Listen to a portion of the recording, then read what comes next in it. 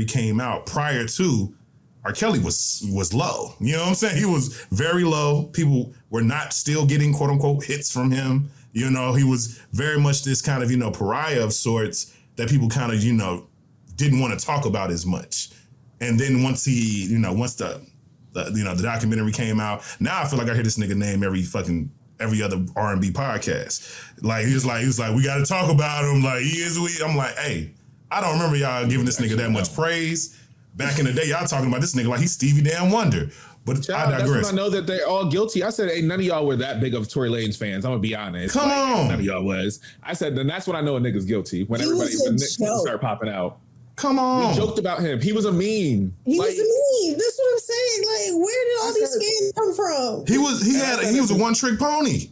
Yes. He was like, he know how to flip samples and that's it. Wow. But I digress. What do you think is this? We got Jacquees now.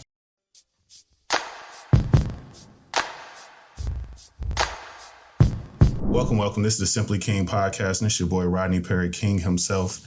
And you just tuned into the Soulfully Conscious podcast for humans, simply being humans. And it's been a while, and I'm so glad to be back in front of a mic speaking to all of you. It's a special one, and one I could not let fly by my radar without giving words to it. And as you see within the credits of this, in the description of this particular episode, I have two return guests, some great chocolate melanated ass people. You feel me? I got a lot of love for these people and their minds. Understand? Welcome back, Alexa Hurd and Marquise Davon. How you feeling, bro? How you feeling, girl? Feeling, bro. And how you feeling, Alexa? I'm feeling great. You feeling great? Feeling good? Feeling great? That's good. For all of you who may not be aware, may be new to the podcast, you can check out both of their episodes. Just, going back into the archives to check out some of the things they've done. Alexa not only is so a learned, graceful woman. Also, she moonlights as a cinephile. You know what I'm saying? So go tap in with her. Go and follow all the things under the description. And Marquise is not only an educator, but hell of a content creator as well. And I appreciate you so much for all the work that you do too. But we are here to talk about a very difficult thing. As you see within the description of this episode, we are truly attempting to analyze and speak to the current events that is truly, of all intents and purposes, violence within the Black community, this intra-violence that keeps occurring amongst Black men, to Black women especially, and Black people all around. So first, before we get too deep, I want to speak to how we even got to this point. I want to speak to how the entertainment industry even got to this quote unquote predatory nature in the first place. I would love to, pass it to Marquise and tell me, when did you first notice that there was something possibly wrong with quote unquote hip hop culture, with quote unquote, when was your kind of light bulb moment for you where you realized oh, I thought this was just a song, or I thought these were just people who were having fun. Now I have different eyes the way I'm seeing this. This doesn't seem like a quote unquote fun thing that's happening that I'm witnessing. Do you remember that moment? Honestly, it's my mom listening to DMX and 50 Cent. Really honest. Because she said, she was a huge fan of them, but she was just like, this is why it was something, bitch. And for my mom, that's a big trigger. So she was just it's always difficult, hearing other men refer to women as bitches.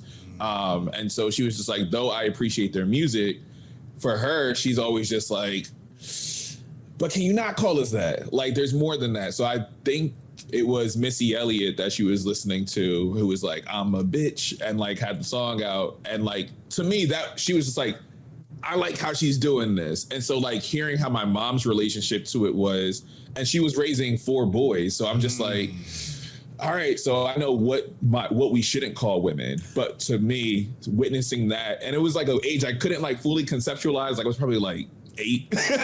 Yeah. But hearing her like just kind of talk around like one, what men used to call her, but also hearing it in the music that was also playing, it was like this weird moment of just like, I was like, well, why do you listen to it then? She was like, I still like to, get down. And so she like to turn her brain off every once in a while. Yeah. But it was really like watching my mom's reaction to it, but also experiencing her be called a bitch at such a young age. And that's like, it grew into like a boundary I have. Just don't call women out their name. My students hear it from me all the time. People hear it, my friends hear it from me all the time. Like, just don't do that around me. Don't do it, period. I'd rather you just not do it at all. So like, I think from like very young, I didn't know what it meant at the time, but I just knew something felt wrong. So I think that's probably like my earliest like thought around it, but it was through my mom. Okay. I love that was the response, and what an East Coast response to that. You know what I'm saying? 50 Cent and DMX is a very hardcore ass response to that question. Alexa, do you remember or recall any particular moment where you realized that this quote unquote culture of hip hop, if you will, was a little bit more than just quote unquote, graffiti, dancing, rapping, DJing, and spray painting? You understand? When was it that you realized that there was something a little bit more sinister a part of it too? When you grow up a girl, you always know that, like the monster that is misogyny that is out there, whether you have the word for it or not. But I think like the moment for me was maybe when I was like maybe 12 or 13 and I was watching I Love the 90s or some sort of like show about the 90s and hip hop on like VH1 or something. And they talked about Tupac's conviction for sexual assault. And I remember thinking about how, like, I'd grown up in a family where, my mom didn't listen to like a lot of rap music, but she did listen to Tupac. And like, even my grandma liked Tupac. And it's like the idea that somebody who had positioned himself very much as a figure of like Black power and Black resistance was also an offender of women and had been violent towards women. And that was like the first moment of many moments where I would find out about men who stood up for Black power would be violent towards Black women. But I think, like learning that about Tupac was like a real like moment for me. I appreciate you. I appreciate that example. And I love that you both had very interesting examples. Hold on, let me make sure. What's you guys' age differences? What's your age, Marquise? I'm 28. You're 28, and Alexa, how old are you? I'm 29. 29. Okay. So 28, 29, 30. Funny. For me, growing up in small town South, I think that there was a real interesting introduction to misogyny that I had, because I think when you grow up in the South, some parts of the South very much glorify elements of misogyny as very much normal things, such as pimps, such as like very like church culture and things like that. I remember being very young, realizing how, there was never any women who were, in the pulpit. And I remember always thinking that was peculiar. But when it came to, my mom really didn't listen to a lot of hip hop and rap in front of me and my sister. And I had to come and learn that was something that she did in her spare time. It's a song by 8 Ball and MJG. It's a real throwback that was on the soundtrack of Players Club. And I think they actually think Jazzy Faye was on the hook. And it's pretty much the anthem of the whole, the whole movie, girls showing love, girls in the club shaking that ass for a dub, you understand? And I think that for me, that was when it was kind of clicking that something about this was wrong. It wasn't about me just hearing the words. It was the fact that my mom used to play everything. I remember I used to ask her, whose back are they stabbing in this OJ song, man? Who's the backstabber? Who is this? Who is, like, that sounds kind of violent to me. Like, what's going on? You know what I'm saying? Where is this stairway to heaven? Like, I was still asking questions, but when I learned that was a song and that was a group that she very much listened to at her leisure by herself, it let me know that there was something adult, something quote unquote mature, and something more than likely something I should not understand a part of this. You know what I'm saying? And I didn't really understand that protective nature of rap in various ways, because I also think about things like Back That Ass Up, where you look at that video, you see children, you know, in that video too. You see, you know, we know for a fact we can take ourselves back to that time because we're old enough to where it used to be the cute thing to do. Look at little Keisha Poppin', look at her, you know, like that was a thing. You do your dance while literally these grown ass men are telling people to shake that ass, you know? So it's a real interesting idea. And I think that, to me, what do you think it is that, because I think it's a real good example of the real interesting internal conflict that Black people have to the negative aspects to who we are in terms of the people. Like we certainly are a community that accepts people who sell drugs, people who might, you know, be sex workers. I don't say we accept them in an overall sense, but in some way, shape, or form, there's space being made for some reason. Why do you think that that's so? Like that we kind of always have a space in our heart to have a little bit of quote unquote ratchetness or acceptance of this thing in our community?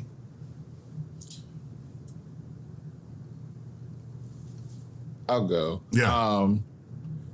I think there's an acceptance because we understand. I think we also have this understanding of people have to do what they need to do in order to get by. Yeah. So I think it's like a little bit of circumstance. Yeah. I think the other piece to it too is like we know these people like in different capacities. So there is, to me, I think there's still like a level of empathy that we do have. Mm-hmm. But it's also like the multifacetedness that goes on too, because I think we always live in this tension of we need to be the most upstanding group of people and we need to look as good as possible and project this imagery of being the best of the best. And then also knowing like there's also a very real dynamic of like, hey, there are people who just have to make different concessions and different choices due to circumstance. And so I think we understand that. But I think the other piece to it is that we also talk around everything behind closed doors. We're never really explicit with a lot. Yes. And so because of that, we kind of lean into well, you know, that's either like your weird uncle, that's your cousin who kind of just gets down, but we're never really clear with anything because we're just like, we don't want any more type of shame. Yeah. So we kind of learn to accept it and accept the person at face value, but we never look at the person in their totality. And so I do think it's one of those things of like, for us, we keep everything behind closed doors. Don't bring any more shame than we have to deal with because the world is already hard. And then we kind of just like stockpiled that. But on top of it, it is like this weird tension of just like, how should we present ourselves to the rest of the world in a sense? And so I always had trouble with it because I'm just like, well, no, if like this is the circumstance that they're in, like we need to make sure that we still see the human in them and understand their why. Now that's how I am at 28, but like my family's from down south. So like there's religious baby, we don't do that over here. Yeah. And so it's like a weird balancing act of acknowledging somebody's humanity and also recognizing like this person is different. Right. And so I think that's like my initial reaction to like why I think we kind of accept the duality and multiplicity of Black folks, to be honest. Were you gonna say something, Alexa? Yeah, I think we do it because we're Black. Like we are all we've got. We're going to stick together as a community. Catherine Russell Brown talks about, like, she writes about sociology and the law, and she talks about a lot about this idea of Black protectionism, that Black people will stick together, and we do it in the micro level, like within our communities, where we're not likely to, like, you know, tell on each other. We're much more likely to try to handle our conflicts amongst each other instead of calling the police. And, you know, like that's just part of being Black because we know what like racism and white supremacy has done to us as a race. Thanks. But that also has a negative side where we find ourselves, you know, corralling around violent men who are absolutely guilty. Like, you know, she's written in The Atlantic about the double-edged sword that is Black protectionism. It could be a very powerful tool for Black people in the courts and you know, as a federalist idea in our voting power, but it can be, you know, it can protect R. Kelly, it can protect Russell Simmons, it can protect Diddy. And it's a very dangerous game for us as Black people because, like I said, we're inherently galvanized to, you know, we're inherently called to protect each other. Yes. But the protection of each other oftentimes does harm to, you know, the most vulnerable of us. And the most vulnerable of us is oftentimes women and queer people in our communities. And we have thrown them under the bus in many ways. Yeah. Across our cultural thumbprint, in the name of making these things. And one of the most proudest things that we as like Black Americans could be is hip hop. And in the name of making hip hop, we've definitely thrown a lot of women and queer people under the bus. Like, look, you see why I brought y'all together? I'm telling you, you activating the hell out of me right now because my mind is firing on a million cylinders. But I want to point out one thing that you spoke to is that, to me, I think that it's so incredibly interesting that in all of these, like, it's 50 years of hip hop right now, this year. And in the story of this 50 years of hip hop, when it's been illustrated so many times, you can watch any hip hop documentary talking about the beginnings of hip hop. The biggest part that they glaze over always when it comes to the story of hip hop is where they got the music. Where was the music that was played and that came, quote unquote, popular, that could be played in these parties, in these, you know, in these little, you know, community style DJ led, MC led parties. So much of that was disco. So much of that was music made for and by, you know, Black, queer, and trans people. And so many of those people within that community were femme, were non-binary, so many different things. But yet it got this like almost reinterpretation and this like real big masculine stamp on it, because you look at those pioneers, all of them represented various different parts of, quote unquote, you know, masculinity in some way, shape, or form. From you know, the Bambadas, who represented this sense of history and identity, to, you know, the Public Enemies, who represented this sense of like resistance and so on and so forth, to, you know, folks who were just artists like the Rakims and so, and the KRS-Ones, if you will. And it created this really strong, even the women.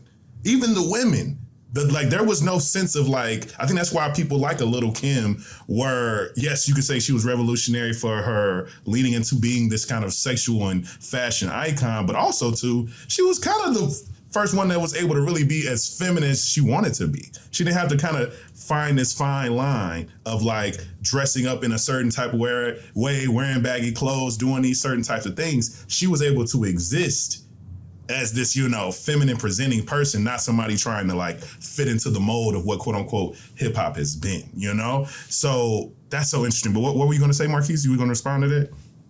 Yeah. Thank you for bringing that point up. But I was like, I'm even going to take it back for a second too, right? Like, even looking at it from a racial lens. Yeah. We look at Blackness and we default that to the masculine, right? Yes. So anybody, the darker you are, the more masculine you're presenting, X, Y, and Z. So I think that's one piece. The other piece is, as hip hop is, we are also combating, we want to protect the Black man. I think that's also the point of it too. Hip hop is a Black male dominated space historically. Yes. And because of that, we still have this protection of Black men because, well, you know, the Black man's been through this. Oh, you know, we got to go out and do this. Oh, well, we know we got to do this. But in that same protection of Black men that's historically been happening, we tend to coddle us and we don't want to hold us accountable. And because of through that coddling, we get away with so much. And we see this historically. How are Black men consistently protected? Mary J. Blige, she couldn't really say anything, and we witnessed it happen. Tina Turner, we've witnessed it happen. Yeah. But even if we go through into what's happening today in terms of Black women taking long periods of time to protect these niggas, if I'm gonna be fully honest, a long time. That Tiana Taylor did not say anything. Megan Thee Stallion still attempted to protect Tory Lanez, even though he was the assaulter.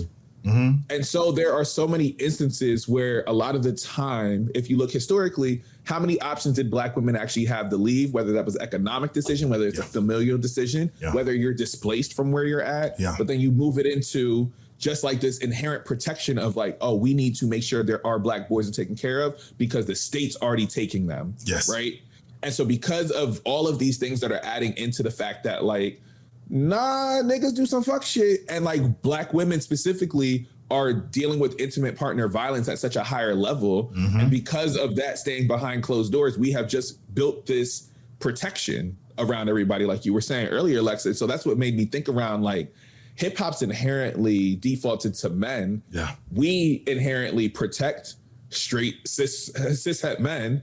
On top of that, there's like, yo, we don't want to destabilize another person. So if we do it to our own and somebody from the outside is doing this, hip hop will remain as protected as possible because we'll continue to say, no, that person made it and they're an example. So we need to hold them to the highest regard. Don't go and tear down another black man in public. Whatever you want to argue with in private, that's on you. But if you do that shit in public, then that means the rest of us are also going to do that. And so that toys with the anxiety that I think a lot of black men face of not being needed and being thrown away. And there's that tension that black femmes, black women, black queer folks fully understand about the black man. But even in that, so much has been stockpiling. And so I do think it's a little bit symbolic right now at 50 years of hip hop. It is. 50 years of hip hop. Who is now dominating the genre? Black women, right? Who is now having finally hip hop is having their reckoning. Yeah. Right. And even then, and it's not like just the small heads, it's the big Johns too. Biggest. Right.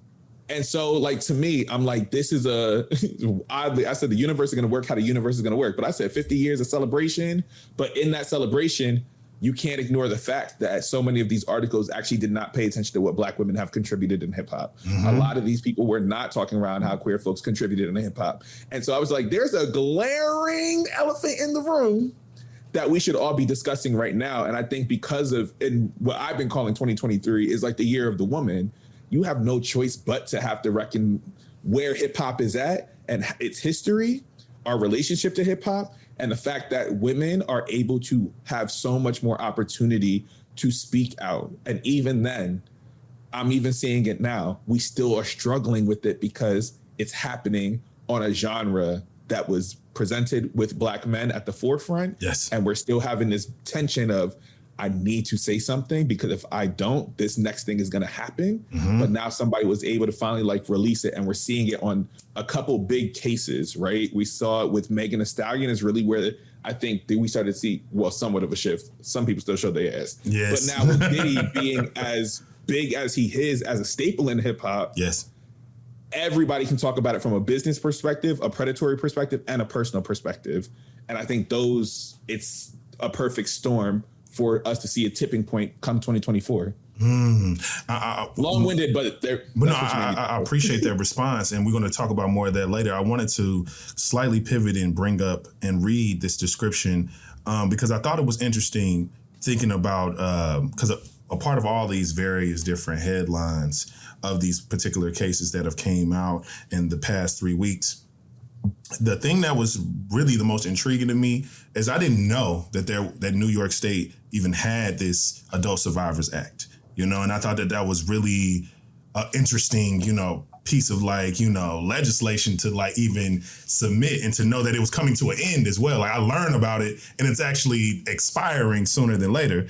And I'll read to you what the quote unquote act was supposed to do. Because now it's expired now. I think it expired on the 25th or something like that. But it says an act to amend the civil practice law and rules in relation to the statute of limitations for civil actions related to certain sexual offenses committed against a person 18 years of age or older, reviving such actions otherwise barred by the existing statute of limitations and granting trial preference to such actions, and to amend the judiciary law in relation to directing the chief administrator of the courts to promulgate rules. They got me in the legalese, y'all. Promulgate rules for the timely adjudication of certain revived actions. Now, I know what probably half of those words mean, but what I've gathered is the purpose of this was truly to expand on the chance for people to bring up these particular cases and for them to be able to be tried in a variety of ways. Is kind of what I was getting from that. But Alexa, tell me if I understand that in an incorrect way. No, you're right. The Adult Survivors Act is what's called like a look back law. It basically allows people it opened a 1 year window from the day it was passed to, like you said, the 24th, 25th, for people to file claims that previously would have been barred because the statute of limitations had already ran. Statute of limitations is basically the amount of time you have to bring a case for it. Like in a civil claim, it's to file a complaint. In a criminal case, it would be to bring an indictment. So you have up until then to do that. See, now that's you just really taught me something, because I didn't know that there was a difference in the two, like complaints and indictments. I didn't know that those was two different things. I like that though. That's good, because when I see it in the headlines, I already know what type of case it is via the headline. I didn't even see. This is why we go to school. This is why we go to school. But to redirect and speak to kind of, coming back to what you were, just speaking to, Marquise, is like, to me, and I spoke to this, in the pre-interview with both of you, I think that there certainly has been this interesting bubbling up to this point to where we are in this space where women have, a little bit more of the quote unquote, like, real estate or market share of, very specific cultural positions. And there being a true need for it in so many ways. The example that I gave y'all was a film. For everybody who may be, who may be watching, there was a film that probably, aired on TBS a little bit, reruns back in the early 2000s to 2010s, a movie called What Women Want, featuring Mel Gibson. They actually did a remake of this film with, I believe, Taraji? Yes. With Taraji P. Henson, actually called What Men Want, which didn't hit the same, didn't probably have the same level of impact, but I understand what they was trying to do. This film, the interesting part about this film that I think was so interesting is that it came out in that, in that very beginning, right prior to Y2K. And the main protagonist was going through this very interesting conflict at work where he assumed that he was going to get this, promotion into this marketing executive level. And his company, the board members and such, brought in, who was it? It was a white woman? Hunt. Helen Hunt. They brought in Helen Hunt instead to be the VP of marketing. And they told him that this is because the world is changing. It's not about, a good shave on your face and a clean shaven face. It's about, can we get a good razor that gets your legs smooth? It's about women are the main, the main consumers of most things. They're buying the groceries. They're buying everyone's clothes, everybody's clothes, not even just women's garments, but the men's garments too. So we really are selling to them more than we're selling to the men in general. So you don't understand women, obviously. And he's thinking like, all right, women love me. I'm this playboy. I'm this old middle-aged man who, of course, but he's also very grotesque to the idea of anything quote unquote feminine. And the movie attempts to try to make him quote unquote get a taste of his own, sexism, I guess, by the only way that he's going to really ever open up and see women for who they are is if he has to hear their minds, has to be able to be telepathic in some way, shape, or form, and understand that, oh, they're lustful too. They be hitting on guys. Oh, they be looking at my junk. And we're more alike than we think. It was silly as hell. But I think that was a good depiction of the times and so many people realizing that things are changing. Women are getting way more influence and you can't cut them out because they were getting more jobs, they're getting more money, they're able to gain more positioning. They don't really quote unquote need men as in prior decades to have a house, to have a car, to have a bank account, if you will. So after 20 plus years of that being the kind of cultural shift that was basically being captured, here we are where you can discover a new, female rapper every day. Now we even have, even more queer rappers that are very, very openly queer as well. Rapping about they niggas. Rapping about whoever they is that they fucking, if it's everybody. And they having the hits too. It's good shit. And so we're living in a time where she's out here talking about her block boy. I'm here for Doechie's. Like, do what you got to do, good sis. You know what I'm saying? And I think that like Santana's a hit. Santana's a hit. Like, and it's people are mixing these things up. They're collaborating. They're creating space, and also too, it's almost like you're not even trying to do the most cutting edge, the most quote unquote, modern thing if you're cutting out women and queers at this point. Like, it's almost like, so you're going to feature this person who ain't put out a song in 2-3 years while the hottest song out is by this person? It's like, what's going on? What's happening? Why would that's what's going on. So it makes sense to me why there's this increasing sense of identity, of strength, of showing up, which the reaction to that is avocation. The reaction to that is like self-advocacy in some way, shape, or form. And it's being truly manifested in the way of all these cases, complaints, and indictments being filed. And I want to, pivot to this particular case that is, this Diddy and Cassie case that was, somewhat historic for a lot of people. I've seen a lot of, very, people who passed the bar tweeting, talking about, I've been, practicing for a long time and I've never seen this happen in this way. Tell me, my question to y'all, do you think that the way that this came out, this case being, filed and it being closed so quickly, the details of it, do you think that that's a step in the right direction for the overall kind of, quote unquote reckoning, as we calling it, for, men in hip hop?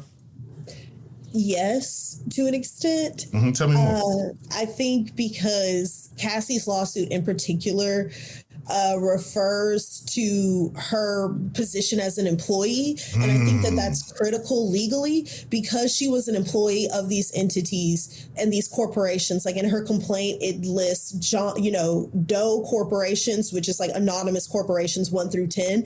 And her lawyers lay out the liability argument to say that these corporations are liable to her because she and Diddy were employees. And in order to continue to enjoy his the benefits of him being an employee there, they allowed him to do a lot of these things that violated her.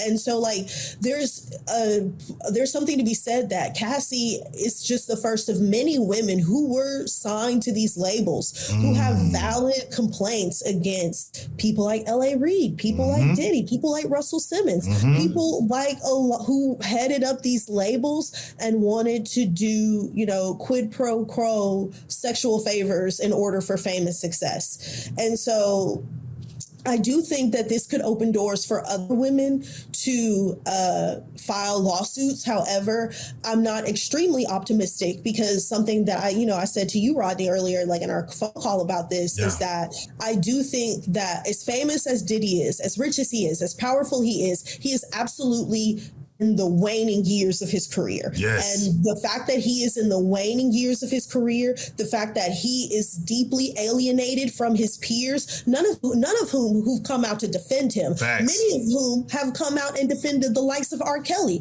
That speaks to how deeply alienated he is from his fellow famous peers. And so I think these two things are like serious contributing factors as to why this like moment of reckoning is able to happen to him, because many people galvanized around Russell Simmons and they facilitated him fleeing to Bali while he ran out the statute of limitations on crimes. They helped him hide money. And then when he came back to America, they invited him all to their parties like nothing had happened. So I don't think that like there's anything that is like unique about these allegations specifically about Diddy that is just making people like be so up in arms, because it seems for the most part from the reaction, everybody believes this. And these are things that people already believed about Diddy prior to these complaints. Facts. So the fact that, these allegations are terrible doesn't exactly give me like a lot of hope that there will be a big moment of reckoning for other men in hip hop. Okay. Marquise, what do you have to say about that?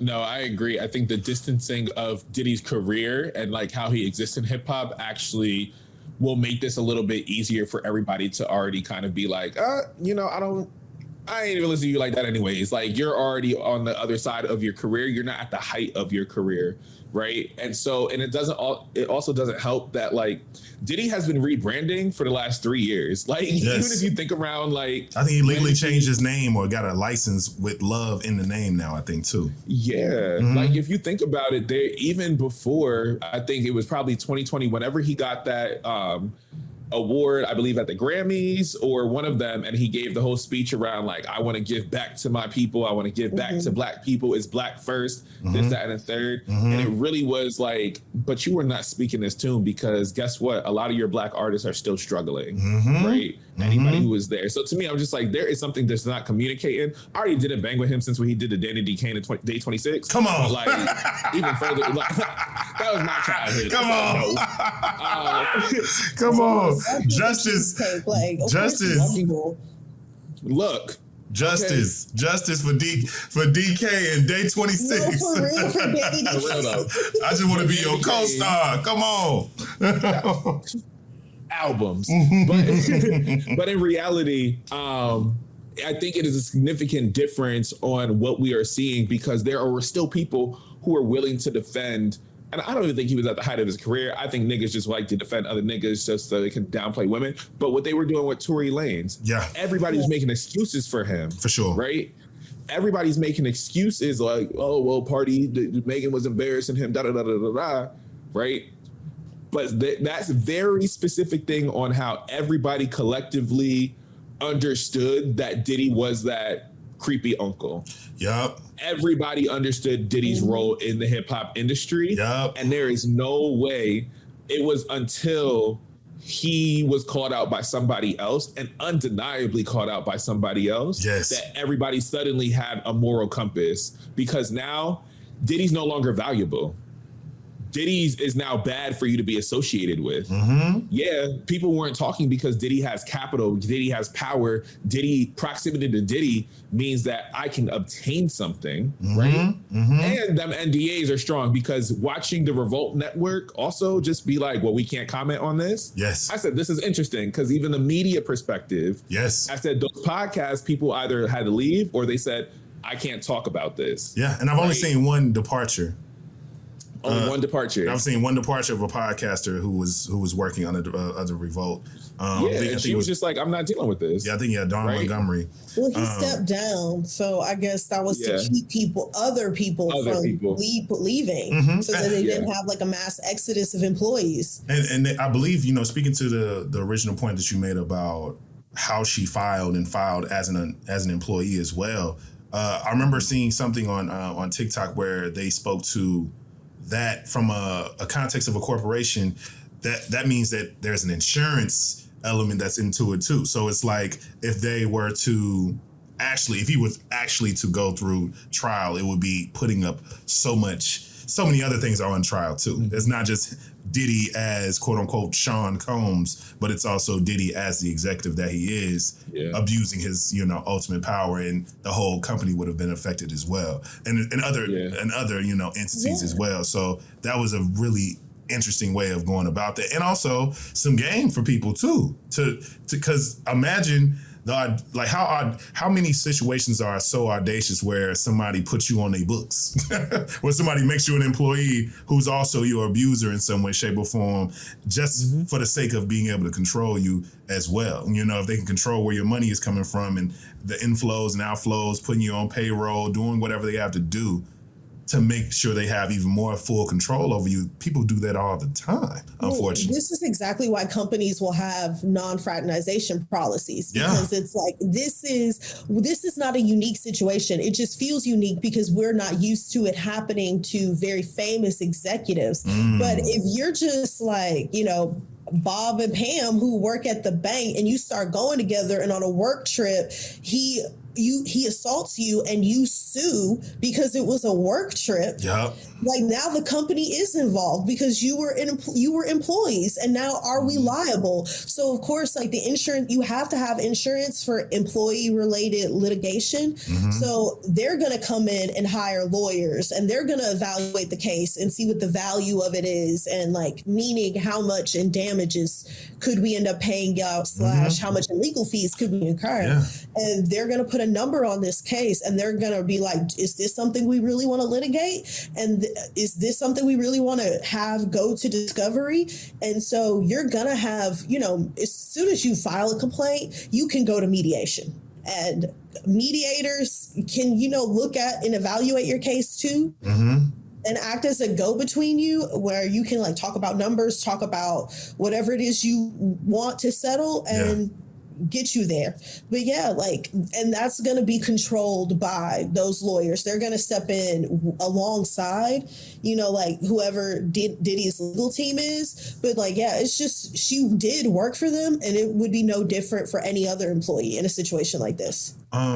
I appreciate that clarity that you just gave. And I want to, you know, also highlight something else that you spoke to, speaking to that decline. Because I think about, you know, I believe it was Thanksgiving when the flurry of other cases went public with a laundry list of other specifically Black men, but also to Jimmy Iovine as well.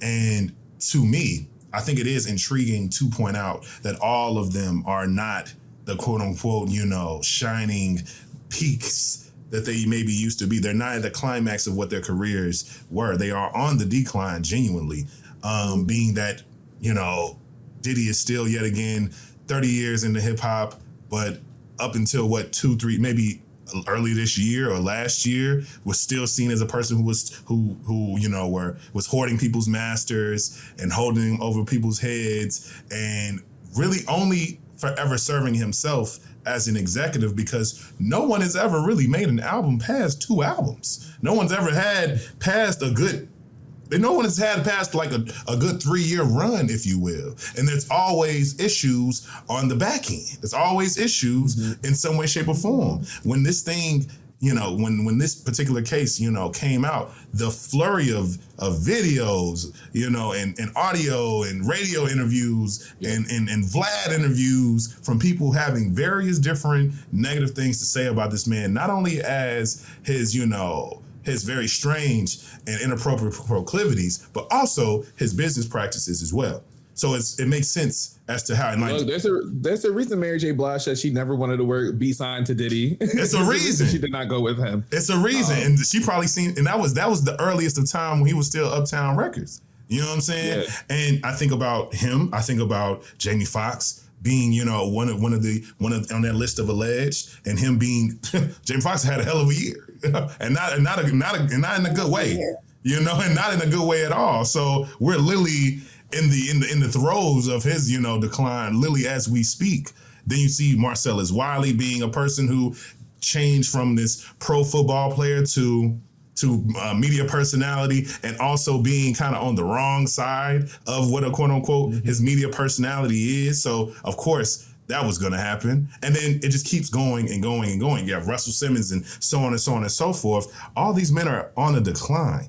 What do you think it is about that, you know, that particular point that makes, I guess, this armor or these cases stick a little bit differently? Why do you think that there's connection to filing these cases or bringing these things up now versus whenever other times? R. Kelly as well, because when has, you know, from the time that, you know, 2019 when that documentary came out, prior to, R. Kelly was low. You know what I'm saying? He was very low. People were not still getting quote unquote hits from him. You know, he was very much this kind of, you know, pariah of sorts that people kind of, you know, didn't want to talk about as much. And then once the documentary came out, now I feel like I hear this nigga name every other R&B podcast. Like he was like, we got to talk about him. Like I'm like, hey, I don't remember y'all giving this nigga that much praise. Back in the day, y'all talking about this nigga like he's Stevie Damn Wonder. But I digress. That's when I know that they're all guilty. I said, ain't none of y'all were that big of Tory Lanez fans. I'm gonna be honest. Come on. None of y'all was. I said, then that's when I know a nigga's guilty. When everybody start popping out. Come on. We joked about him. He was a meme. He was a meme. That's what I'm saying. Like, where did all these fans come from? He was a one trick pony. Yes. He was like, he know how to flip samples and that's it. Wow. But I digress. What do you think is this? We got Jacquees now. speak to this connection between a decline. Do you think that that's made it easier for some of these survivors to even see this as an opportunity? Like, what is that? I think it's two things. Mm-hmm. I think if we're speaking specifically to the industry, the old guard is having to phase out because there's no longer a dependency on them, right? And I think Diddy's reckoning with that right now. And a lot of old heads are also dealing with that right now because of the rise of the influencer, because now I can acquire my own fan base. I actually don't need to go through all the other choices that people had to make in order to like get there. Facts. I think the other piece is also like the height of social media also allows people to also have the public, and social media allows people to somewhat feel protected to an extent. Yeah. Right.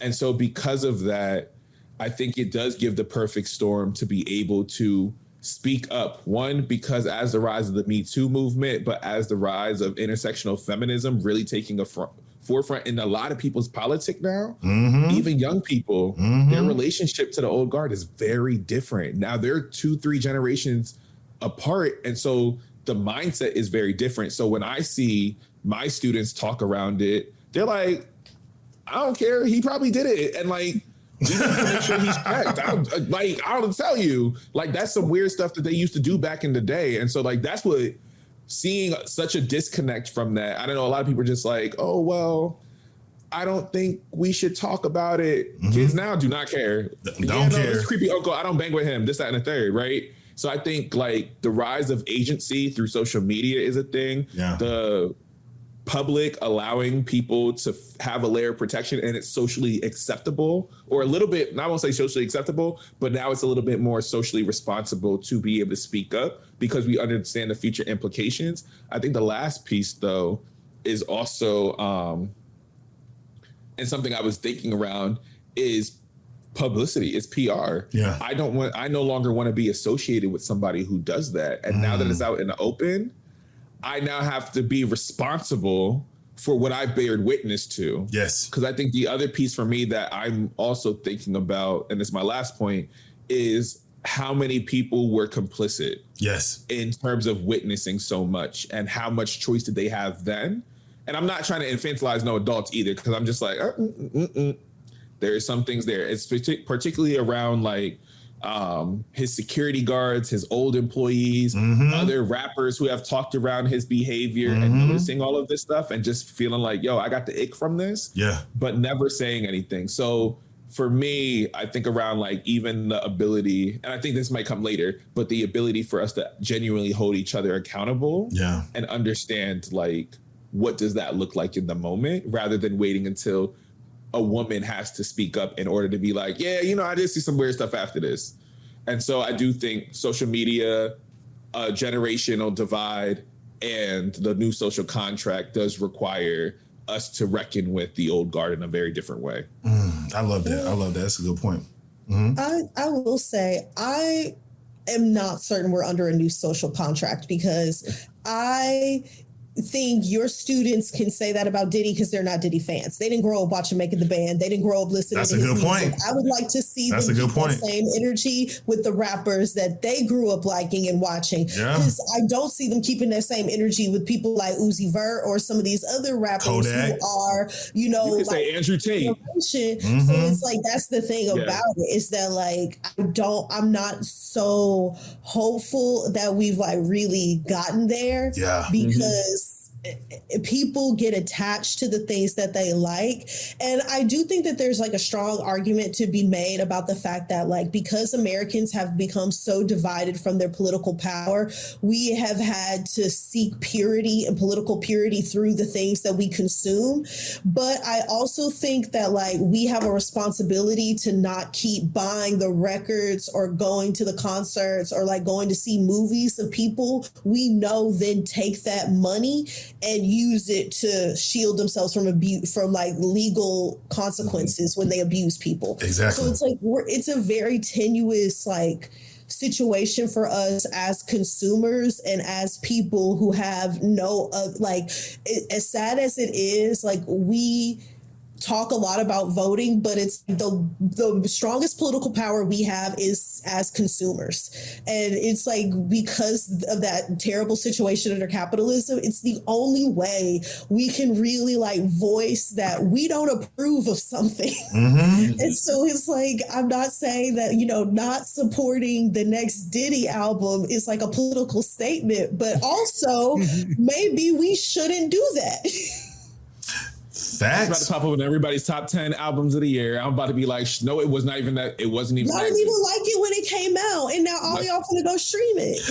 Let's talk about it. And you make to tell Alexa, thank you for that push though about the social contract and like who you're specifically listening to. I do appreciate that push because that's a very harsh reality. It really is, but it also speaks to the foundation of what the kids are just getting who who their bad diet is. Everybody's getting a bad diet of, what they're consuming. And it's just a different, popular, quote unquote, bad GMO filled thing to consume today. Like we might have had, the candy and all these processed fast foods. Now the kids got all this other shit, And I think that's really kind of what it is, even when it comes to our entertainment as well, is that the people who are being lifted up are folks who are very easily manipulated, as well as people who have very specific transgressions that can also be used against them as well. Because we see it all the time. I remember when NBA YoungBoy went to jail. I remember I was doing a hip hop podcast, and I remember one of my co-hosts said, he was like, "This nigga costs too much. He's making the label too much money. People want to kill him. He's not in prison. They didn't lock him up because of any reason other than literally to protect him.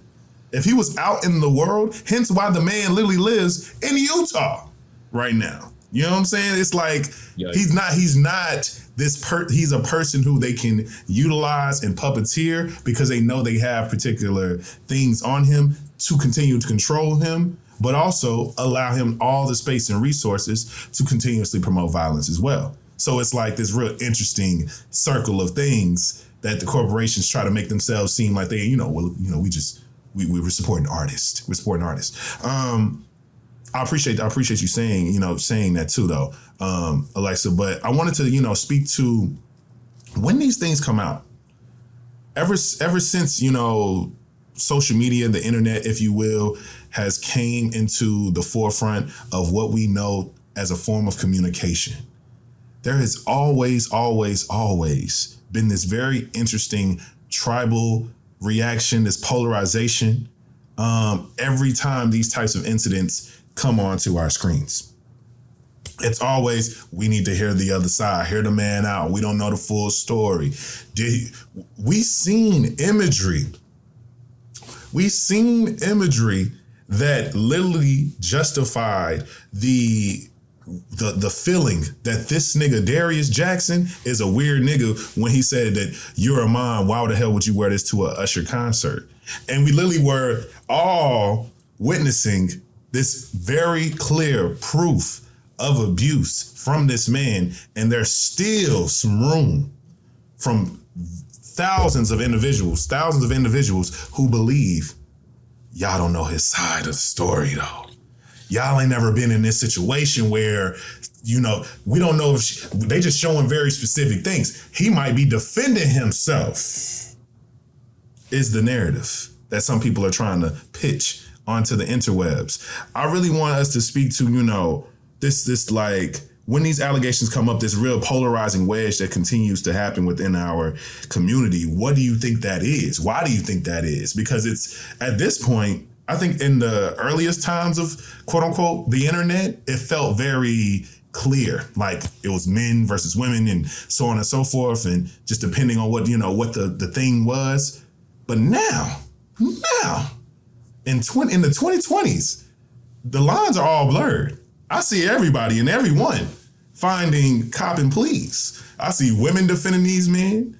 You know what I'm saying? I see everybody defending people and everybody, you know, trying to speak to and be on the right side of this and really see this for what it is too. So speak to that. Why do you think that this particular sense of polarization happens in the way that it does, particularly with our community? Because I really would like to know what y'all think. Did you want to go first? I mean, I think it happens in all communities. Like, I think the same thing happens like in white communities. If you follow pop culture, like in general, when these allegations happen against white men, like, lest we forget the way middle-aged white women acted over Johnny Depp last year. Like they were rabid in trying to attack Amber Heard. So it's like, I think this is just, you know, this is how misogyny works. This is how patriarchy works. Like, people are going to like defend men and blame women because it's, you know, more comfortable than to say this person I had a crush on for like years is a violent abuser, or the person who made my favorite record of all time, like my favorite CD album of all time, is a monster. Like, it's just easier the human mind cannot comprehend. Like, Okay. What would you gonna say, bro? I think niggas are defending their friends, and this way they can signal to their boys that this behavior is okay. I love that. I love the simplicity of that because. Go ahead. Yeah, no. You'll go. I'll pile on right after. No. All I was gonna say is I love the simplicity of both of your answers because for me, I think I've, you know, growing up in a small town, everything feels like a big mountain hill to me. So it's hard for me to have affinity for things that feel like they've always been beyond me. And I think also too, I've never been the type to idolize people past their humanity. So I know that anybody and everybody is capable of extremely deep, you know, evil things. And you can't be that surprised that somebody who quote unquote has money, power, and influence can also commit, you know, heinous acts. So for me, it's kind of like, okay, y'all, is it that far-fetched to think that a motherfucker who makes songs about, you know, nothing but sex literally has us all playing this real weird game of calling him daddy? All these various things happening live in our face. Is it that far-fetched to believe that these people are also Alexa, please. Nuts? Because it's like, this nigga's sick. Like it's big. Like I can't. Not him? Him? It couldn't be. What Huey say? We get it. The nigga can sing, but he needs to go to jail. And I mean, there's like a societal desire to want to associate wealth with purity because it's like we all aspire to wealth. We want to be wealthy. He said that like wealth is bad and people acquire wealth and power in order to exploit people around them.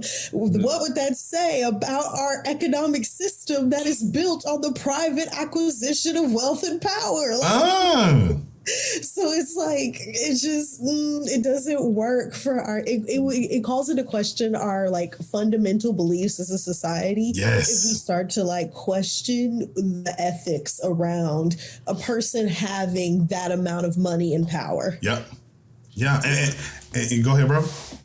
Because it breaks the aspiration. It breaks the dream, right? And a lot of us do see like, whoa, how did this person obtain this much wealth? I must follow the same path or I must do something that's similar. So what behavior gets rewarded? And you know what? Honestly, I'm having like a real time moment right now because I'm also thinking around like as an educator, we tend to reward bad behavior in order to get the student to comply, right? And so a lot of my kids see, hey, I noticed that this kid, every single time he wants to get out of the classroom, he starts to lash out. Now we're going to assign him a one-to-one. Oh, in order for him to like calm back down, let's take him to the gym. A lot of people see this as reward. So we teach how to reward bad behavior, and then other students will model that because they're seeing this as a privilege. Yes. They're seeing this as, oh, this isn't a space for help. And so now it's making me think about to the larger context of like, we continue to see bad behavior be rewarded. And so what is the easiest way to get that? Copy and paste. Let me continue to add on to this bad behavior. And because right now we're not, and you look at it through the algorithm, you look Yes. at it through any of it, we're not actually seeing much more of the positive identifying males or male figures or men like really be pushed to the forefront. Of course. And I think me and you've talked about it before. Like, For sure. our content is not going to reach the masses in a way that Kevin Samuels did, because we're not pushing drama. We're not pushing mess. We're speaking on a space of accountability and affirmation, right? That's not fun to talk about. It ain't sexy.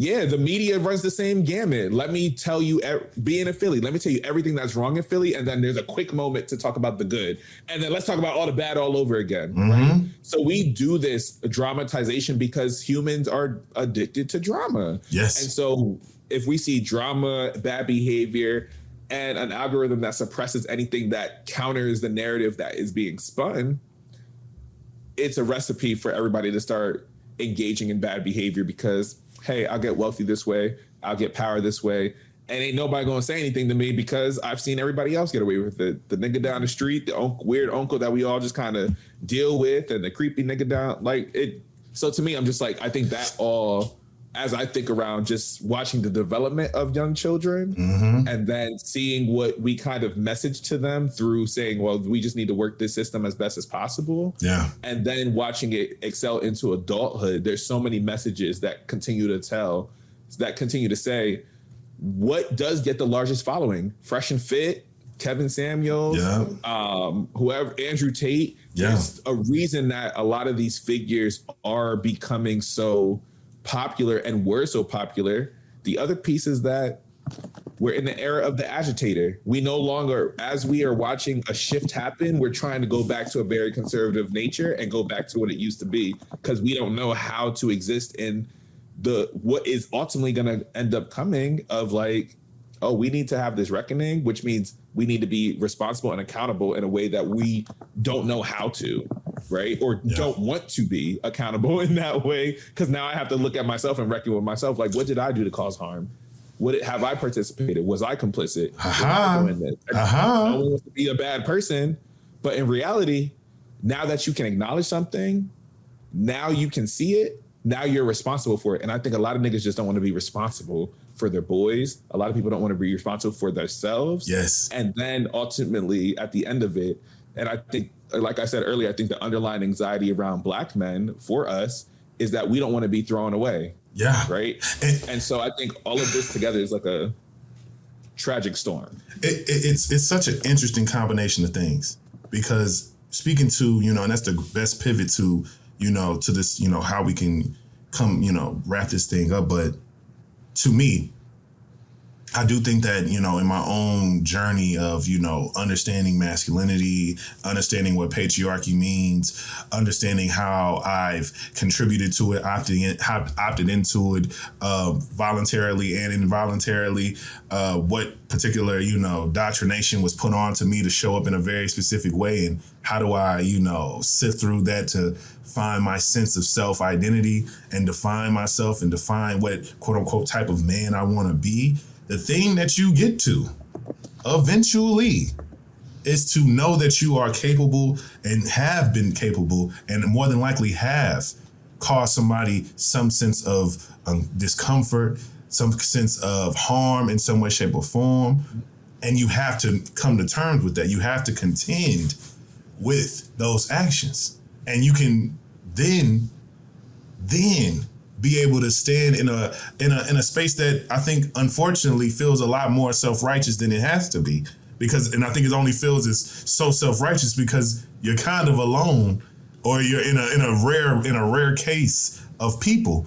And unfortunately as well, there's people cosplaying as these self-righteous individuals to make money, to gain the favor of women, to gain the favor of various things. Therapy, and it's wrapped up. I've said it, and I've literally tweeted about it. Something that truly grinds my gears on a consistent basis when we're talking about being within community and meeting new people and various different things is I do it diligently and try to be as graceful as I can about it when I go into new spaces and places, making who's in that room feel safe with me in that room, but understand that shit is still tiring as fuck.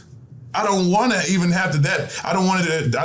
Wouldn't like for there to be a precedence as to why I have to do this, as to why I'm being questioned in a particular way, as to why I'm having to like be, ask particular questions or being brought into particular conversations to show that I'm not, quote unquote, like these niggas. You understand? Because I get it. From an appearance, from a just a assumption context, a lot of people show up a lot of ways. You got to make sure, who the fuck are you? Because you could be these niggas. And if you are these niggas, I don't want you to be here. Or I have to find a way to make sure I can exist in this space with you safely, because some people don't even have a choice to kick my ass out, so they don't even have the power to kick my ass out of the room. And that's the unfortunate part of it all. But I wanted to spend the rest of the time, speaking to Black people, genuinely, I think that Black people and especially Black men who have genuinely caused harm in our community. And I think it's something that me and Marquise actually kind of spoke to in that episode we did together. Where it's like there's this interesting sense of existing, because these things happen, it shakes us up, it divides us as a community in so many different ways, and then we have to live amongst these people, like they're not just going to jail for these things. They're not, like Diddy is very well free to do what he wants to do at this quote unquote point right now. There's only a handful of people who have been met with very specific consequences for harming somebody within the community. So there's still so many people, and not even talking about these public figures, but private citizens as well. How do you believe, what do you think there is a way to even attempt to coexist, because we have these tropes such as the creepy uncle, and we have the quote unquote, the acquitted. That's what I like to call them, the acquitted, if you will, where it's like they were alleged to do this, they went to court and they got acquitted. And so it's like, y'all let that shit go.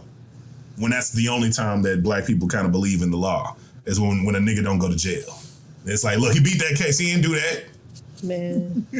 He beat the case. Or they don't even say he didn't do it. He beat the case. They couldn't prove it. Mm-hmm.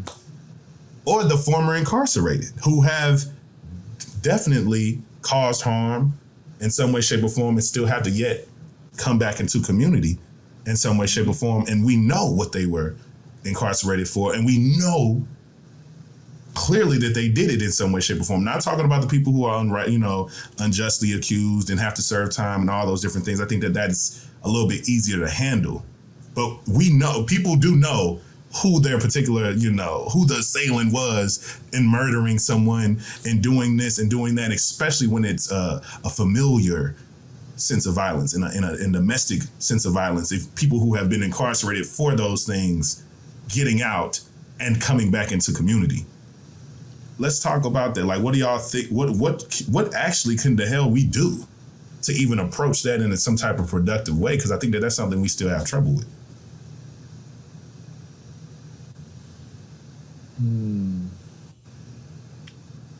I'll let you go because you're an educator. I guess it's because it's like I'm thinking like the best we can do is try to raise our boys better. People are not doing a great job of that right now. They're letting them have unfettered access to the internet. That's not great, but I do think it starts with raising more empathetic and more conscious children. And trying to create a world that's more conducive to abolition and stuff, and like a concept of how do we create a world that has less, not violence in general. So yeah, like I think that's the best we can do is to try to like push forward and eradicate the systems that keep like creating these situations for violence. Yeah. That and remaining extremely hopeful. There's a lot of, invested in us being nihilistic and being cynical, and the idea that things will never get better, things will be bad forever, that our boys are lost causes. Like we cannot let ourselves get like sunk into that. I agree. But yeah, we have to like be very proactive. Yeah. I like that approach. I like that answer. No, I appreciate that approach a lot.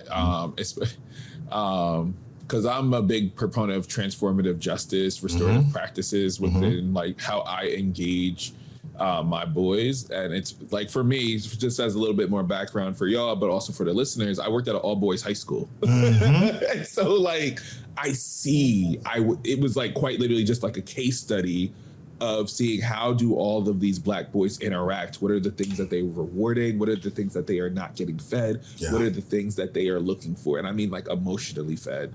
And a lot of the overarching theme was nobody cares about us, or we are being targeted. And it's really difficult to exist as a Black boy in a space in some regards, because even if you watch some studies, like most people are searching for bad behavior. And I forget what the study was, but like they had these educators all just watch a Black girl, a Black boy, a white girl, and a white boy. And who are they going to track the most? They said, just look for bad behaviors. But on the back end, they're actually they're tracking their eyes to see who they're looking at the most. And the crazy part is, and that's why I had tweeted the other day, I said, Black girls are neglected. Black boys are targeted in terms of like how we get to see them and how we end up being seen in the world. Yeah. And so as I think around the Black boy, it's particularly, it is like showing a level of investment because they're getting consistent messaging that nobody cares about them. They're also watching people who are radicalizing them. So we actually do need to be careful around like who they're watching. With the amount of students who came up to me and said, well, why don't you like Andrew Tate? He's a podcaster too.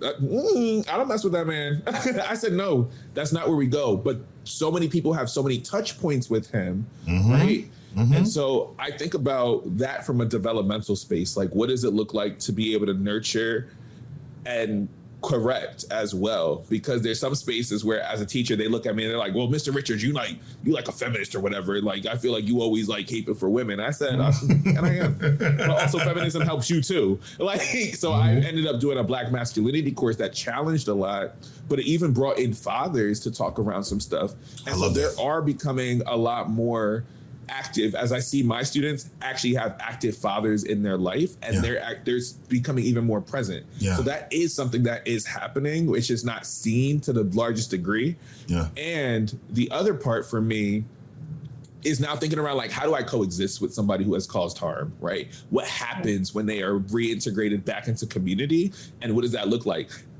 Reintegrating back in community means that you do not actually have to interact with the person that you caused harm to. Facts. Like, that's the one I think people need to be able to understand. Facts. I think the other piece is like, when they are being brought back in, there does need to be a time period where they can actually like enter back in and understand like what is safety look like. But that requires a much larger communal buy-in that people just don't have time for.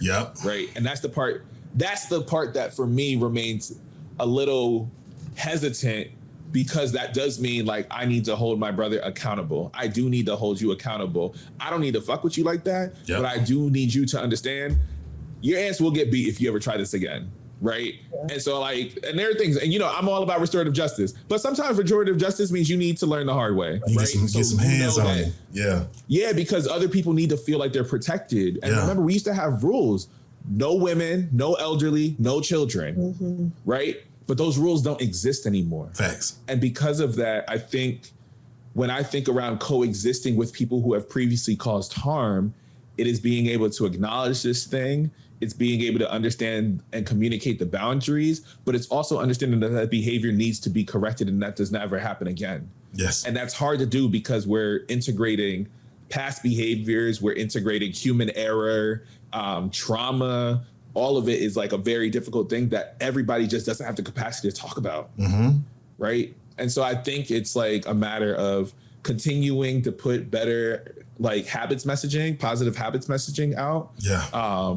Creating like a sense of actual like boundaries, like what are non-negotiables within the Black community? Facts. And that's going to vary from community, because I said Philly is not Atlanta. It's not.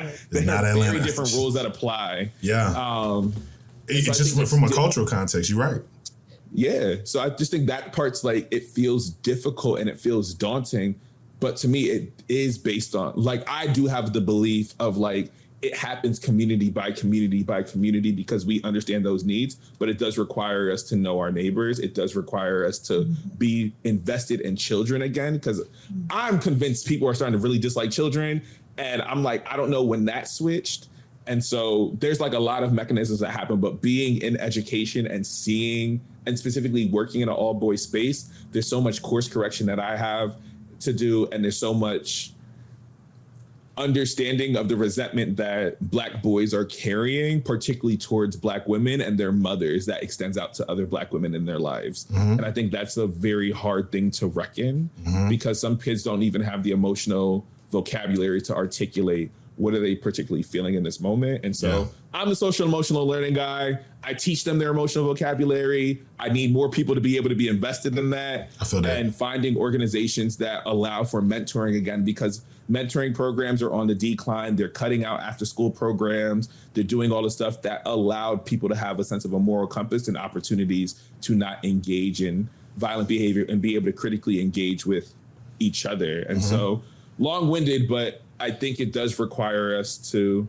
build new non-negotiables, works in your community, and allow that to kind of be a possibility model for other communities to adopt the same thing. Yes. And then have like a reinvestment in children again, and hope that children can be better, because right now I'm genuinely worried around like how everybody interacts with Black children across the gender spectrum, in my opinion. So I agree. Yeah, it's tough, but we do it naturally in some capacity though too. Like I know dealing with my father, he committed a violent crime, not to a woman, but he did it to another man. And like I had to meet that man years later, and I was like, if you like, that was an experience of just like when my dad got out after 24 years, had to apologize to this man and had to engage in forgiveness. But that was probably one of the most humbling experiences I had to witness, like my father do. Oh my God. But also watch this man have enough grace to be like, I forgive you, and now like relieve yourself of this. He's like, I don't know, fuck with you no more, but I do forgive you because I'm still alive and I'm living and I have the opportunity to breathe again. And so it's like, it's such a like a weird moment, but it's like forgiveness also has power. And yeah, so I'm in like this weird in between space of like seeing like, oh, this moment that happened with my father, but then also seeing like what's going on with young boys right now, and then seeing all this happen in the world. So yeah, I definitely love y'all answers to that. Now I would love to also add to and speak to what I believe could be a potential methodology that could be created in and poured into. I think there has to be a massive calling in as a whole. And I think when I speak to the men, like the grown men, because I think that there is always an easier road to be able to catch and like grow this plant upright before something happens, before it becomes harmful in some way, shape, or form. But after the harm is done is, I think, the thing that's the most contentious point that we're dealing with in our community, is that there are so many men who have done the things and we exist with them and so on and so forth. And I think that there should be a interesting sense of like these things happening, and like there should be a very specific level of kind of like group therapy, if you will, that happens with these specific people who fall into these categories that I speak of. So there has to be some opting in. There has to be the first step is still the awareness of knowing that what you did is something that you can't live in. And I think that that's reinforced by a very strategic sense of ostracizing these individuals. And I don't think that it's just a complete put out, but it's a pushing away more than anything. It's like you can't come to the cookout. You can't come and do this. You can't be around these children. You can't be a part of these things. I've seen so many interesting paradigm shifts that have occurred from people who are heinous parents and adults, father, children. Those children have children, and those children are like, you're never going to be around your grandkids. And those people are like, well, I gotta do something because I'm not about to not be around my grandbabies. I always wanted to be a grandfather, and it creates this shift. And I'm not saying it's in this kind of, holding things over people's head type of way, but there has to be a very diligent sense of showing the people who believe that they have some great stable ground to stand in and place within the community to know that their space within that is optional and rocky. Your value in this space and place is only as valuable as you want it to be, as valuable as you see yourself. Shout out to one of my best friends, Emily, who says all the time, hope is a discipline. And I think a lot of these young men who grow up to be grown-ass men are hopeless in a lot of areas of who they are. And a lot of those men who have done these particular things have given up the idea of having hope for themselves a long time ago. Hence the leaning into the proclivities, hence the needing and sensation of their insecurities being the things that they always allow the space and to manifest for those manifestations to be actions of violence. Because that's the core essential thing that they tell you men can always tap into. If we just don't know what to do, we can hit a wall. If we're upset, we can, tear up some shit, scream, yell, ignore, dismiss. But I think if the reaction to those things, especially from other men, not just the people who are harmed the most, because I think that that's the thing that hardly ever gets spoken to as well or contextualized, is I definitely believe that the people who are harmed the most and are the most vulnerable are those who have always been the most vulnerable and the most harmed. But I think it's always interesting the space that so many men make to harming of other men. I see it all the time. Anytime there's a particular act of violence towards women and children, people are always speaking to, we know that this is, this is so fucked up. This is fucked up. This is fucked up. How could this happen? But then we find out stories such as the gentleman, I forgot his last name, O'Shea from in Brooklyn, who was dancing to Renaissance at a gas station and was killed by this. I think he was 17. I don't even think he was legal. He was 17. 17-year-old Muslim child that was motivated by all these various ideologies to do this particular act of violence and to feel some particular way about this act of pure freedom. And I think that is the real interesting, essential thing that I always love to point out anytime, especially when it's a man-on-man violence specifically, is that there's interesting how people love to think about it. It's like, men fight, men gonna kill each other, men gonna shoot each other, men gonna do that. That's what men do. Mm-hmm. But to make that into something that is just as heinous as everything else, no one should die. No one should be harmed. You shouldn't have slapped that dude. Y'all shouldn't have fought at all. Y'all shouldn't have even been in this situation. Why did you humiliate? Why are you trying to embarrass bro?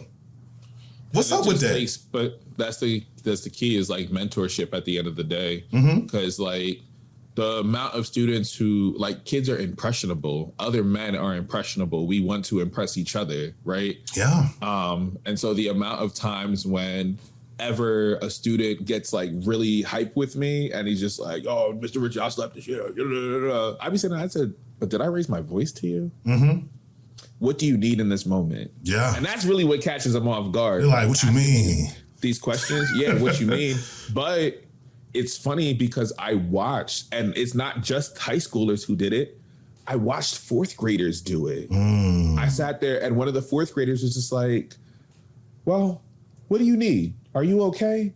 And then he goes, you know what Mr. Richards always asked me? What made me smile today? What made you smile? And like they will find the person and they will emulate that person that they think is good or they want to look after. So what the last piece that I also noticed is like young men, boys, grown men are always looking for somebody else to give them permission to be good. Yeah.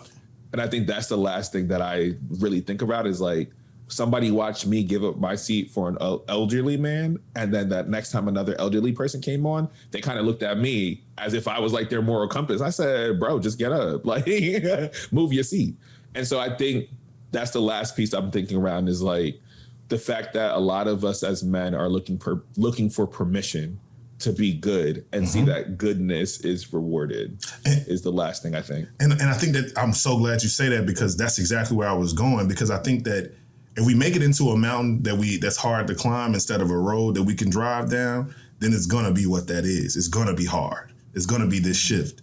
And I think that so many men have to understand that there's a reason as to why so many men are easily quick to follow another man. Easily quick to try to defend this quote unquote, honor of another man in some way, shape, or form. There's this interesting connection and affinity that they have. And I think it fills the void within themselves. Mm-hmm. So I feel that in the shift in this process, I think it could be something that could genuinely shift everything and turn everything to another side. And, the suggestions that you all have, I think can certainly be implemented.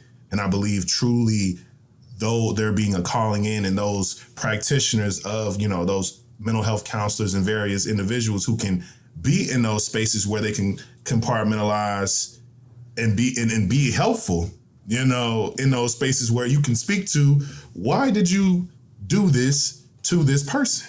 Whoever that person is, whoever that victim was of your particular type of violence. What made you do that and actually not be alone in that room? To feel a little bit more supported in that thing, and that be where they get that healing from. That be where that work starts, because they got to do it at some point. Because if they're going to be around, we can't just throw them away, and we can't also create an idea of there being no level of particular retribution in some case or some degree, even if that is what it has to be. It's like, look, you're going to forever be a recluse, but for people to know that you're doing the work is way better. You're doing way more than you think, than you being all of community, because you've harmed so many damn people. Because that's how you manage that.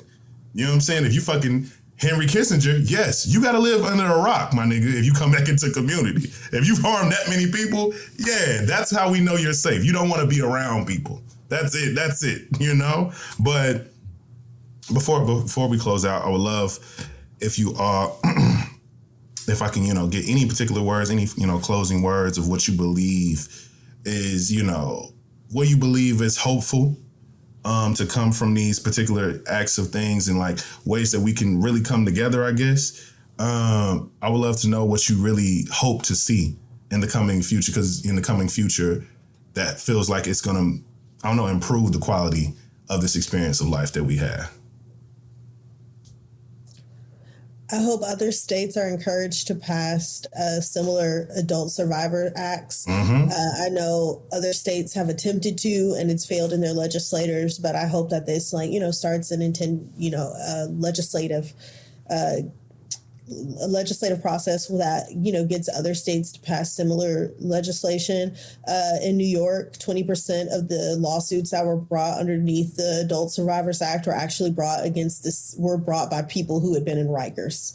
So a lot of these lawsuits are actually being filed against large, entities like the states, the Catholic Church is a big target of these sorts of adult survivors acts. So stuff I do hope that this will, encourage other people to come forward, other people to seek some sort of legal retribution, and, tell their stories. Mm-hmm. And to add to that, truly a reaction of protection happens when these stories come out, because I understand that a lot of people choose to go under Jane Doe when they file these particular things. But some people aren't that fortunate to be able to keep their, anonymity in some way, shape, or form when they do these things. Unfortunately, because unfortunately, the damn internet is terrible, and people dig up things and find out things and connect the dots, and sometimes they don't even have the right person, but still make somebody's life kind of miserable because they believe you the person who did it. I could tell. I've seen this picture before. I've seen this thing before. I know who you are. And it's a terrible place. So I hope that that's also what comes with that as well. What about you, bro? Yeah, no, Alexa, thank you for you're wonderful. Yeah. And I think for me, as I think around it, is getting more men who are responsible with platforms, but also men who are responsible in community to really talk to younger boys around like, what does this actually look like? Yeah. And don't do it from a space of pointing fingers. Don't do it from a space of defensiveness. Really do it from a space of like, what can we learn from this? Mm-hmm. Right. I think that is what is missing, is like the genuine connection and investment. And yeah, I hope, and from a media's perspective, I do hope that more people feel responsible and compelled to really seek out genuine expertise in terms of like what this looks like, and find and be able to share so many more resources in terms of what women need. Anybody who's been harmed by a very similar thing also are needing in these moments too, and just listen. So I think listening will allow people to get new information to then move in a different direction, and hopefully a positive direction. I agree. And to answer my own question, I guess I hope for there to be a genuine cultural shift of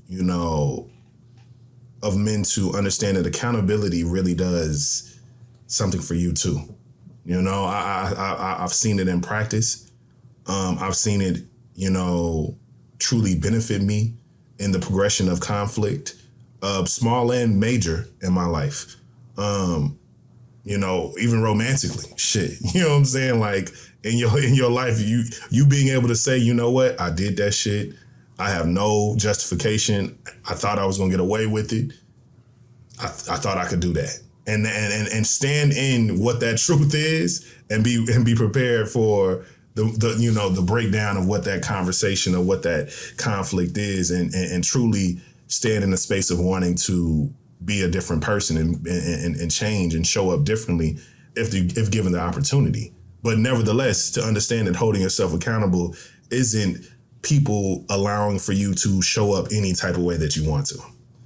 Is it you getting the space to say whatever you want and uncensor, unfilter, like, damn, what's the problem? It's truly people understanding that when you've wronged someone on their terms, on what they believe to be harm, to make space and to know that it's okay for you to fully not be able to understand the place and space in which somebody can be harmed by you. But it is your responsibility to see it as harm for what it is, because that's what it's being called in that moment. And for you to genuinely make space for it. And I think that's something that a lot of men have a lot of issues with, a lot of problems with. It's like, well, I ain't intend to hurt your feelings. I didn't intend to cause you harm. I didn't intend all these things. And you know what? It doesn't really matter. I don't give a damn. Like, a motherfucker is still harmed by what you did, regardless of what this intention is. And I think that there needs to be a shift in what that is, and what that is from a communication context, a behavioral context, and just an emotional context. Truly. I really thank y'all for giving me y'all time, having this deep ass conversation with me. You feel me? Like I said, y'all are two of the smartest people that I know. Make sure that y'all follow them everywhere. Please let everybody know what y'all got going on, how people can support and keep up with you too. Alexa, how can they keep up with you? You can follow me on TikTok at Alexa Recommends. Please. I talk about the intersection of like law and history as it pertains to movies, specifically movies from the 20th century. Mm-hmm. That's good, y'all. That's some good shit. You can get on your things. You know what I'm saying? Your Netflix and chill gonna get a little bit more studious fucking with her. Understand me? Period. It is. Motherfuckers gonna be like, I've never seen this. What is this? You gonna be impressed. People gonna be impressed. What about you? What about you, Marquise? How can they keep up with you?